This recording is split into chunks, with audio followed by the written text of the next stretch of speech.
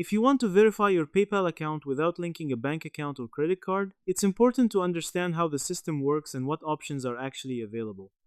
Many beginners look for this method, but PayPal has strict verification rules for security reasons. In this video, I'll explain the best possible approach in a simple and clear way so you don't get confused. First, go to the PayPal website or app and sign in to your account using your email and password. If you haven't created an account yet, complete the sign-up process first and verify your email address. Email verification is the most basic step and is required for all users. Now, in some cases, PayPal allows limited account usage without adding a bank account or card. You can still receive money and keep it in your PayPal balance.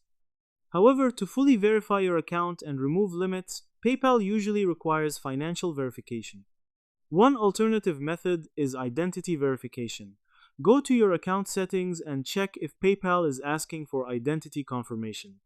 You may be able to upload a government ID, confirm your name, and verify your phone number.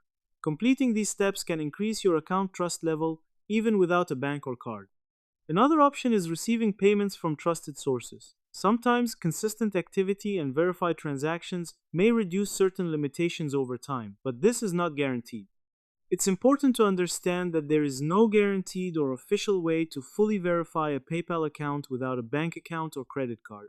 Any method claiming otherwise may be unsafe or violate PayPal policies. In short, you can partially verify your account using email, phone, and identity verification, but full verification usually requires linking a bank or card. If this video helped you, don't forget to like and subscribe for more simple and practical tutorials like this.